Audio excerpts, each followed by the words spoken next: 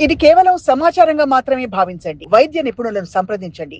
పరుపు సరిగ్గా లేదు, నిద్దట్లో కాలు పట్టేసింది, లేదు ఒక్కసారిగా జర్కీగా మెట్లెక్కడం వల్ల ఫాస్ట్‌గా మోకాలు మీద స్ట్రెయిన్ పడింది. ఈ నొప్పులకి, ఆర్థరైటిస్‌కి సంబంధించిన నొప్పులకి ఏమిటి డిఫరెన్స్? అది ఇంపార్టెంట్ క్వశ్చన్. జనరల్లీ ఇది ఈ జెర్కీ వల్ల స్ప్రెయిన్ అంటాము. Muscular sprain. మనం సరిగ్గా నడకపోవడము, ఏదో స్టెప్ మిస్ అయ్యి నడవడము, నైట్‌లో పట్టేయడం అనేది మసిల్ వల్ల వస్తూ ఉంటుంది. అది జాయింట్ దగ్గర ఉన్నా కూడా చుట్టూ ఉండే కండరాలు ఎఫెక్ట్ అవుతున్నాయి. ఇది జనరల్లీ తక్కువ అవుతుంది. ఏదో పెయిన్ కిల్లర్ తీసుకుంటే తక్కువ అవుతుంది. ఆర్థరైటిస్ పెయిన్ ఎలా అంటే స్లోలీ స్టార్ట్ అయ్యి గ్రాడ్యువల్లీ ఇంక్రీజ్ అవుతా ఉంటుంది. అది కంప్లీట్‌గా పోవడానికి ఉండదు. అండ్ జాయింట్ పెయిన్‌కు దీనికి డిఫరెన్స్ ఎలా అంటే మన జాయింట్ మూవ్ చేసినప్పుడు జాయింట్ పెయిన్ ఎక్కువ అవుతుంది.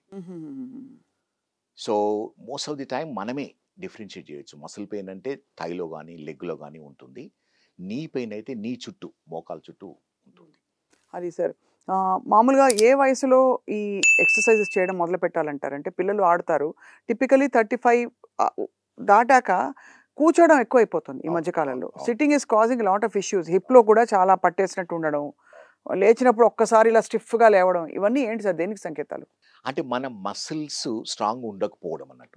మసిల్స్ అనేది చాలా ఇంపార్టెంట్ పార్ట్ ఆఫ్ మన బాడీ. మసిల్స్ స్ట్రాంగ్‌గానే ఉంటే మసిల్స్‌కున్న బ్లడ్ సప్లై బోన్‌కి వెళ్తుంది. బోన్ స్ట్రాంగ్ ఉంటుంది. బోన్ స్ట్రాంగ్ ఉన్నప్పుడే జాయింట్ స్ట్రాంగ్ ఉంటుంది. సో, ఎక్సర్సైజ్ అనేది there is no age. Generally ఎలా అంటే చిన్న పిల్లల్లో వాళ్ళ డే టు డే యాక్టివిటీసే మనము చిన్న పిల్లలను ఆపేస్తుంటాం యాక్టివిటీ చేస్తుంటే. కానీ వాళ్ళ యాక్టివిటీసే ఎనఫ్ ఉంటుంది. వాళ్ళకి ఎక్స్‌ట్రా ఎక్సర్సైజ్ అవసరం ఉండదు.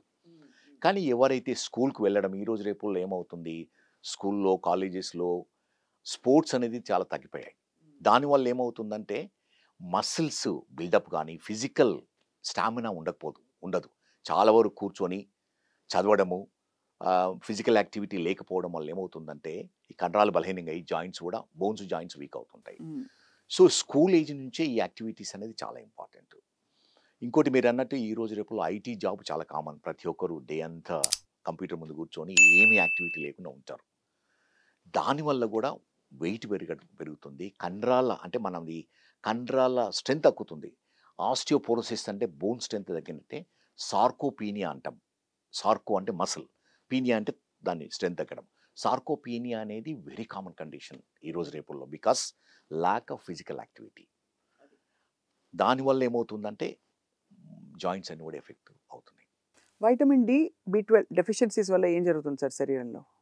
అది ఇంపార్టెంట్ క్వెషన్. వైటమిన్ డి అనేది వైటమిన్ కాకుండా దాన్ని హార్మోన్‌గా మనము కన్సిడర్ చేస్తాం ఈరోజు రేపుల్లో. ఎందుకంటే వైటమిన్ డి అనేది ప్రతి పార్ట్ బాడీలో అవసరం ఉంటుంది. మనకు బోన్స్‌కి అవసరం ఉంది, మసిల్‌కి అవసరం ఉంటుంది, కిడ్నీకు, బ్రెయిను, లంగ్స్‌కు ప్రతి పార్ట్‌కు వైటమిన్ డి అనేది చాలా important. And vitamin D deficiency very common ఈరోజు రేపుల్లో. ఎందుకంటే వైటమిన్ డి న్యాచురల్‌గా ఎండలో బిట్వీన్ 10-3 పీఎం 30, 40 మినిట్స్ ఉంటే మనకి ఎనఫ్ వైటమిన్ డి ప్రొడ్యూస్ అవుతుంది కొలెస్ట్రాల్ వల్ల. కానీ ఆ టైం ఎవరికుంది ఈ రోజు రేపుల్లో ఆ టైంలో ఎవరు బయటికెళ్లరు. డార్క్ స్టూడియోస్‌లో ఇండోర్స్ కూర్చొని ఉండిపోవడమే అది. సగం జాబ్స్ అది. అవును. అవును. సో, అందుకని ఇది మరీ అంటే మనం సప్లిమెంటేషన్ అనేది కంపల్సరీ. వీక్లీ ఒకసారి 60,000 యూనిట్స్ తీసుకొని మంత్లీ తీసుకోవచ్చు.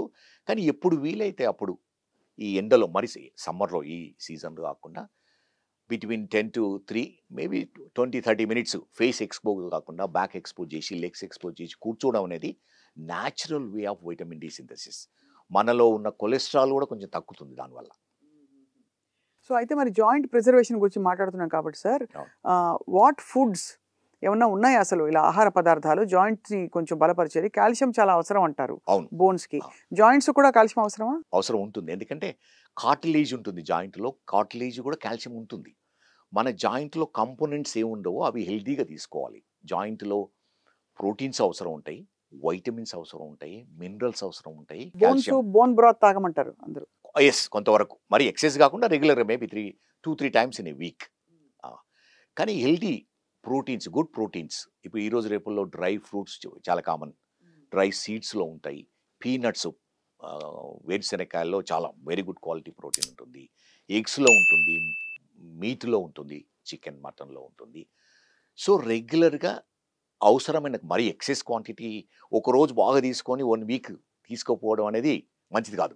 ఎవ్రీడే రెగ్యులర్ కన్సిస్టెంట్ గా కన్సిస్టెంట్గా ఉండాలి.